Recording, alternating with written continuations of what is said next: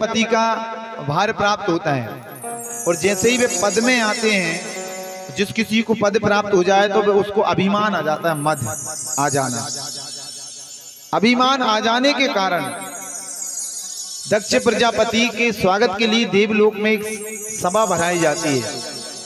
उस सभा में समस्त देवी देवता पधारे, ब्रह्मा विष्णु महेश पधारे। जैसे ही दक्ष का आगमन हुआ वैसे ही सब उठकर महाराज की जय हो, महाराज की जय हो, महाराज की जय हो करने लगे। पर इनमें से ब्रह्मा विष्णु महेश तीनों खड़े नहीं हुए अपने स्थान पर और बैठे रहे।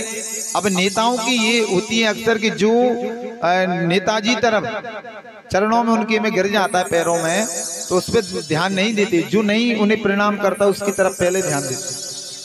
ब्रह्मा जी को ओर देखा कि ये तो हमारे पिताजी हैं, नारायण की ओर देखा ये हमारे दादाजी हैं, पर ये भोलेनाथ तो हमारे दामाद हैं और ये खड़े नहीं हुए, इन्होंने हमें प्रणाम नहीं किया।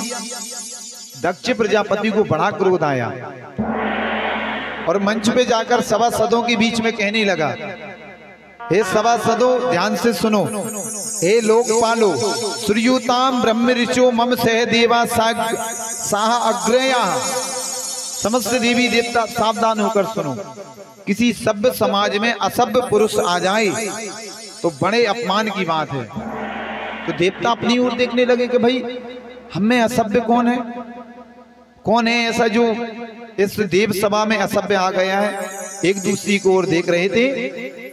तो दक्ष ने कहा इधर उधर क्या देखती हो तुम, भाई अपनी ओर देखो। इस तुम्हें क्या ये शंकर दिखाई नहीं देता है? अरे महाराज ऐसा मत कहो, भगवान भोलेनाथ हैं ने आप शंकर कह रहे हो, ये आपके दामाद हैं। तो दक्ष ने कहा ये दामाद पाणी मरकट लोचनम गृहीत्वा मृग सावक्षयाम पाणी मरकट लोचनम। ये बंदर जैसी गोल गोल आंखों वाला शंकर क्या तुम्हारा, ये हमारा दामाद, वो तो मैंने मेरी कन्या को ब्याह दिया है इसको, पर ये योग्य नहीं है। मृग की खाल लपेटता रहता है, ये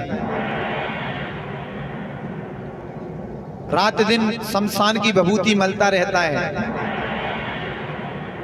और न जाने कितने महीने तक तो ये स्नान नहीं करता है। ये मेरा दामाद नहीं हो सकता। तो नंदी महाराज को क्रोध आ गया, तुरंत उठकर खड़े हो गए।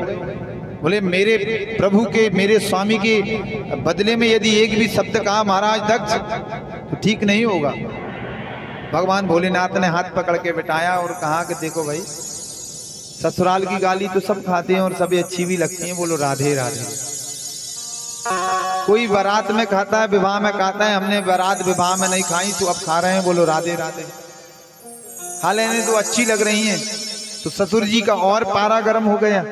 भोलेनाथ कुछ नहीं बोले, कहा कि मैं इसे शंकर को शाप देता हूं, अहम तु देव जन्यस्य इंद्र उपेंद्र हविर्भवा सा भागम न लभ्यताम देवैर्देव गणाधमा।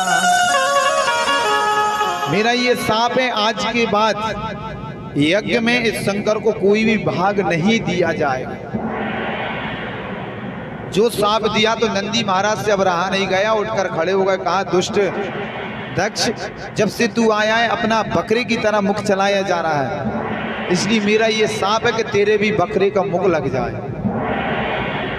तो भृगु महाराज जी को बुरा लगा। उसी सभा में भृगु महाराज बैठे थे, अपनी दाढ़ी पर हाथ घुमाए, कुछ दाढ़ी थी उनकी, और कहा महाराज क्यों रे नंदी, ससुर दामाद के झगड़े में बीच में तू क्यों बोला?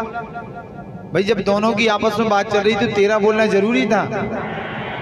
जाओ हम भी तुम्हें श्राप देते हैं। बोले कि आज से जितने भोलेनाथ के जितने भी गण हैं सबके सब पाखंडी हो जाएं। तो जो जितने भोलेनाथ की सेना बैठी थी, भूत पिशाच गण आदि, उठकर खड़े हो गए। क्यों महाराज? अरे नंदी से तुम्हारी दुश्मनी थी, तुमने हम सबको साप क्यों दिया? हम भी तुम्हें साप देते हैं कि तुम्हारे जैसे चाटुकार ब्राह्मण आज से भिखमंगे हो जाएं, बोलो राधे राधे। भोलेनाथ ने कहा हे भगवान, ये देव सभा हो रही है साफ सभा? सबको पकड़कर जल्दी से भोलेनाथ आगे कर कैलाश पर्वत पर आ गए। इधर दक्ष से वो अपमान सहा नहीं गया, उसने प्रयागराज के बलकल में एक बहुत बड़े विशाल यज्ञ का बहुत बड़ा विशाल यज्ञ करवाया, जिसमें समस्त देवी देवताओं को बुलावा भेजा गया, पर भोलेनाथ को कोई निमंत्रण नहीं है। सब देवी देवता आए। और यदि एक बात और आप याद रखना कि भाई कोई अपने ही हमें ना बुलाएं, कोई बड़ा उत्सव करें और पड़ोसी को बुला लें और हमें ना बुलाएं, पड़ोसी पर हमारा आनंद लेने जरूर आए। क्यों तुम्हें नहीं बुलाया? बोले वो तो तुम्हारे बहुत खास थे भाई। नहीं नहीं नहीं, उन्हें ऐसा नहीं करना चाहिए था भाई, उन्हें तो बुलाना चाहिए था। तो पड़ोसी भी और कटे हुए पर नमक छिड़कने के लिए आ जाते हैं। तो ये देवांगनाएं जा तो रही थी दक्ष के पास, दक्ष के यज्ञ में, पर कहां से जा रही? भगवान के कैलाश पर्वत के ऊपर से ही चली जा रही हैं। धीरे धीरे चलते चलते कैलाश पर्वत के ऊपर से आई तो और गीत गाने लगी मीठे मीठे। तो माता पार्वती ने देखा कि कैलाश पर्वत के ऊपर से जा रही हैं, कि ये कहाँ जा रही हैं। उन्होंने पूछा अनायासी, देवियों आज कहाँ चल दिया? अरे देवी कैसी बात कर रही हो, क्या तुम्हें नहीं बुलाया गया? बोले नहीं, तुम्हें कोई जानकारी नहीं है। नहीं जानकारी भी नहीं है, कहाँ जा रही हो? बोले हम तुम्हारे पिता ने एक बहुत विशाल यज्ञ किया है, हम सब के सब प्रयागराज जा रहे हैं। तो माता सती को बड़ा आश्चर्य हुआ कि मेरे पिता द्वारा इतना बड़ा यज्ञ किया जा रहा है, परंतु मुझे नहीं बुलाया गया है। ये तो बड़ी आश्चर्य की बात है। भाई मायके में कोई भी काम हो, चाहे छोटी कथा क्यों ना बचे, बोलो राधे राधे।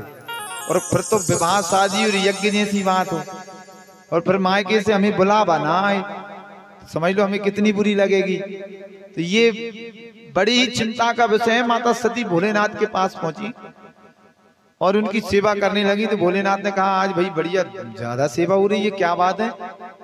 देवी क्या कारण है? बोले स्वामी एक बात है, यदि आप चाहो तो मैं आपकी सेवा में समर्पित करूं। बोले आपकी ससुराल